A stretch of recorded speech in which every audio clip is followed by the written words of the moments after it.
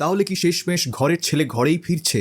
ইঙ্গিত কিন্তু অনেকটা সেই দিকেই। আজকে চলো অবভিয়াসলি এই টপিকটার ওপর আলোচনা তো হবেই। তো যদি ফার্স্টেই আমরা শুরু করি আজকে মোহনবাগানের আপডেটস নিয়ে, তাহলে সেক্ষেত্রে দেখো ফার্স্টেই আমরা শুরু করব হোসে মলিনার আপডেট নিয়ে, কারণ সমর্থকরা জানতে চাইছেন যে কবে হোসে মলিনা কলকাতায় পা রাখবেন, কবে থেকে ট্রেনিং স্টার্ট হবে। অনেকগুলো প্রশ্নই সমর্থকদের মাথায় এই মুহূর্তে রয়েছে। তো দেখো এই মুহূর্তে দাঁড়িয়ে যা আপডেট, হোসে মলিনা 27 তারিখ নাগাদ হয়তো কলকাতায় পা রাখতে পারেন, কারণ 28 তারিখ কিন্তু তিনি একটা প্রেস কনফারেন্স ডেকেছেন যেখানে অফিসিয়ালি তাকে আনভিল করা হবে as the Mohun Bagan head coach, এবং সেখানে প্রেস চাইলে নানান প্রশ্ন তাকে করতে পারে। তো সেই কারণে 28 তারিখে আই থিঙ্ক বিকেল 3:30 নাগাদ এরকম একটা প্রেস কনফারেন্স আয়োজিত হয়েছে। তো সম্ভবত তার আগের দিনই তিনি কিন্তু কলকাতায় চলে আসবেন, এবং 29 তারিখ যে ফার্স্ট ট্রেনিং সেশনটা রয়েছে সেই ট্রেনিং সেশনের দায়িত্বে হোসে মলিনাই থাকবেন, এবং এরই সাথে বাকি বিদেশি প্লেয়াররাও শোনা যাচ্ছে যে চলে আসবেন এই টাইমটার মধ্যে। জেসন কামিংস, গ্রেগ স্টিওয়ার্ট এরা প্রত্যেকেই উপস্থিত থাকবেন প্রথম ট্রেনিং সেশনের দিনে। তো সমর্থকদের অবভিয়াসলি চোখ সেই দিকে আছে, এবং আশা করছি অনেক সমর্থকরাও যাবেন সেদিনকে মাঠে, বিকজ স্পেশাল কিছু অ্যানাউন্সমেন্টেরও হওয়ার সম্ভাবনা সেদিনকেই রয়েছে। বা সেটা ট্রেনিং সেশনের সময় হবে না মোহনবাগান ডের দিন যে এতগুলো অনুষ্ঠান রয়েছে তার মাঝখানে হবে, সেটার কোনো রকমের কনফার্মেশন পাওয়া যায়নি। যদিও 29 তারিখ যে অ্যানাউন্সমেন্ট হওয়ার চান্স রয়েছে এটা কিন্তু আমরা প্রত্যেকেই জানি।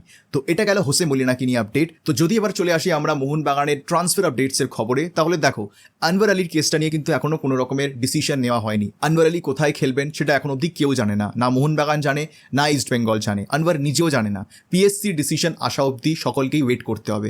এবার পিএসসির ডিসিশন আনওয়ারের পরেও যেতে পারে, মোহনবাগানের পরেও যেতে পারে, কিন্তু ফার্স্ট হিয়ারিং যেটা কেসটার সেটাই আই থিঙ্ক নেক্সট 2-3 উইকস পরে আছে।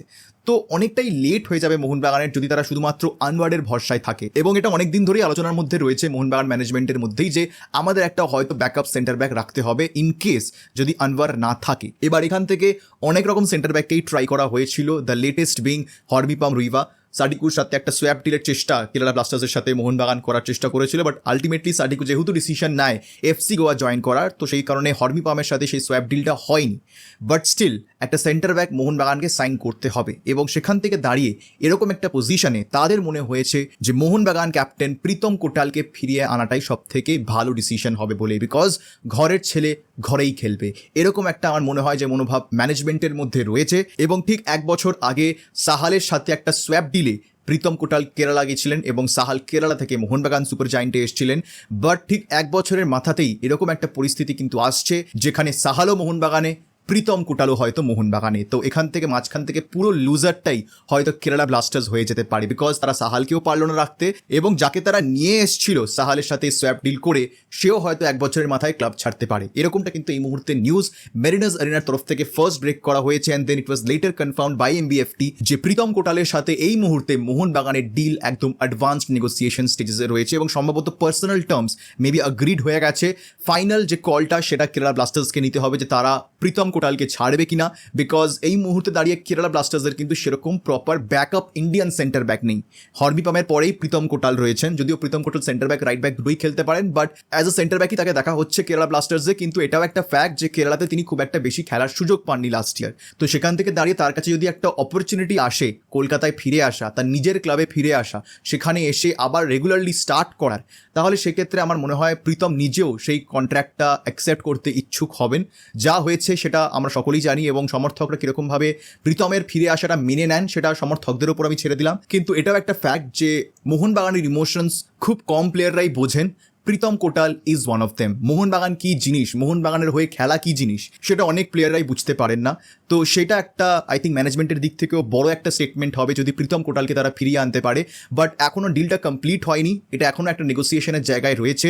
আবারও বলছি, কেরালা ব্লাস্টার্স যদি চায় প্রীতম কোটালকে ছাড়তে তবে গিয়ে কিন্তু এই ডিলটা হতে পারে, বিকজ কেরালা ব্লাস্টার্সেরও এই মুহূর্তে কিন্তু প্রপার ব্যাকআপ সেন্টার ব্যাকস নেই। হ্যাঁ, এবার এক্ষেত্রে হয়তো কেরালা ব্লাস্টার্সকে একটা ট্রান্সফার ফি দিতে হতে পারে মোহনবাগান সুপার জায়েন্টকে, বাট সেটা দেখতে হবে কত ট্রান্সফার ফি বা কিরকম টাকা পয়সার লেনদেন হচ্ছে। বাট প্রীতম কোটালকে আরও একবার সবুজ বেরুন জার্সিতে দেখার একটা প্রবল সম্ভাবনা রয়েছে। এবার যদি কথা বলি কতটা ভালো ডিসিশন বা খারাপ ডিসিশন, তাহলে সেক্ষেত্রে দেখো যদি আমরা আনওয়ার্ডের প্রপার রিপ্লেসমেন্ট হিসেবে প্রীতমকে ভাবি, তাহলে সেক্ষেত্রে কিন্তু সেটা খুব একটা ভালো ওয়াইজ ডিসিশন হবে বলে আমার মনে হয় না। অ্যাজ আ ব্যাকআপ যদি তিনি আসছেন, then I think it's a win win situation for Mohun Bagan super giant, because একটা ভালো প্লেয়ার তারা পাচ্ছে, একটা ড্রেসিং রুম ক্যাপ্টেন তারা পাচ্ছে, বিকজ প্রীতম কোটালের একটা অনেক বড় রোল রয়েছে as captain in this Mohun Bagan team. People respect হিম, এবং তার মধ্যে মধ্যে একটা ওই অরা রয়েছে যে প্রীতম কোটাল এসছেন মানে এবার একটু সবাই শান্ত হয়ে যাও, তিনি একটু কিছু বলবেন।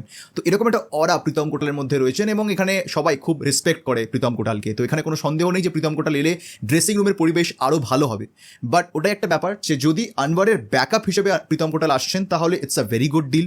বাট যদি আনওয়ারের রিপ্লেসমেন্ট হিসেবে প্রীতম কোটালকে ভাবা হচ্ছে তাহলে মেবি মোহনবাগান সুপার জায়েন্টকে আরও একটা সেন্টার ব্যাক সাইন করতে হবে। এই আনওয়ারের ব্যাপারটা পুরো কেঁচিয়ে দিয়েছে মোহনবাগান সুপার জায়েন্টের প্ল্যানিংটাকে, পুরো ম্যানেজমেন্টের যে একটা গোটা মরশুমের জন্য প্ল্যান ছিল সেটা অনেকটাই কেঁচিয়ে গেছে।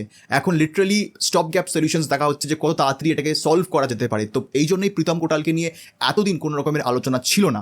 বাট ডেফিনেটলি আমার মনে হয় রিসেন্টলি মেবি হয়তো মোহনবাগান সুপার জায়েন্টের তরফ থেকেও আর আনওয়ারকে রাখার ইচ্ছা হচ্ছে না, বিকজ কালকে মোহনবাগান সুপার জায়েন্টের অফিসিয়াল পেজ থেকে আনওয়ার রিলেটেড পরপর কয়েকটা ভিডিওস এসেছিল, যার মধ্যে সেকেন্ড ভিডিওটা খুবই আমার মনে হলো যে এরকম দরকার ছিল না মোহনবাগান সুপার জায়েন্টের মতন একটা পেজ থেকে আপলোড করার। একেবারে পুরো আনওয়ারের মুখটা এআই এর মাধ্যমে ডিফর্ম করে তাকে কান্নাকাটি করছে এরকম দেখিয়ে একটা ভিডিও বানানো হয়েছিল।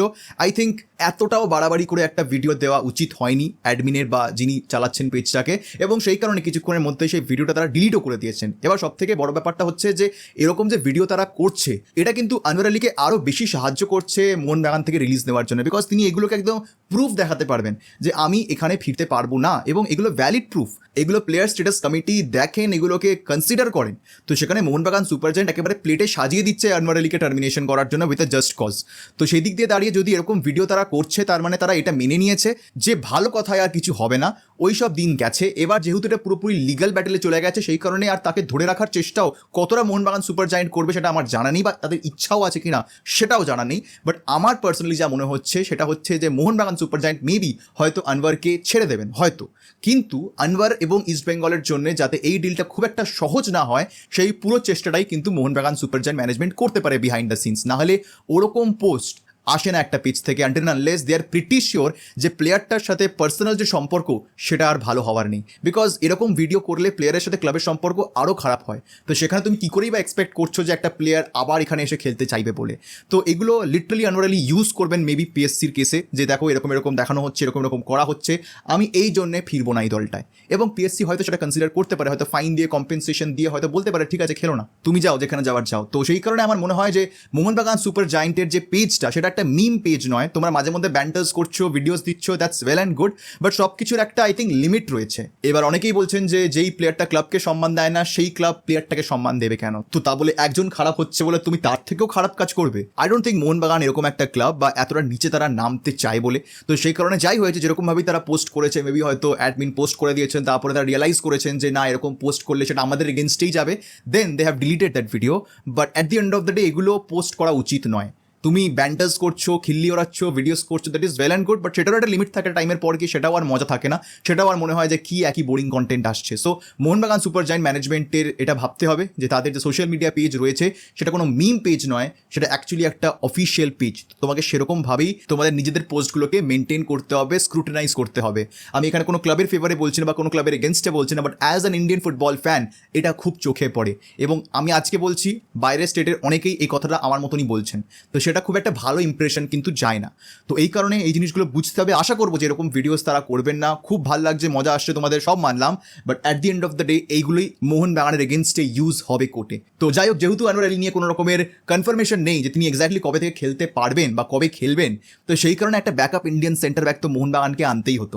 তো সেখানেই আসছেন প্রীতম কোটাল। দেখা যাক যে কতটা কি সম্ভব হয়, এই ডিলটা কমপ্লিট হতে পারে কিনা, মোহনবাগান কেরালা ব্লাস্টার্সের সাথে কোনো রকমের ট্রান্সফারের চুক্তি কমপ্লিট করতে পারে কিনা, এটা তো সময় বলবে। ঘরের ছেলে ঘরে ফিরছে, এই নিয়ে সমর্থকদের কি বক্তব্য সেটা কমেন্ট সেকশনে জানাতে কিন্তু একদম ভুলবে না। যদি তোমাদের ভিডিওটা ভালো লেগে থাকে তাহলে লাইক এবং শেয়ার করতে কিন্তু একদম ভুলবে না। যারা প্রথমবার এসেছো এই চ্যানেলে এবং এখন এই চ্যানেলটাকে সাবস্ক্রাইব করোনি, কিসের ওয়েট করছো? অবশ্যই সাবস্ক্রাইব করে নিও এরকম ডেইলি ইন্ডিয়ান ফুটবল আপডেট পাওয়ার জন্য। দেখা হবে তোমাদের সাথে পরের ভিডিওতে, আর এই ভিডিও দেখার জন্য তোমাদের সবাইকে জানাবো ধন্যবাদ।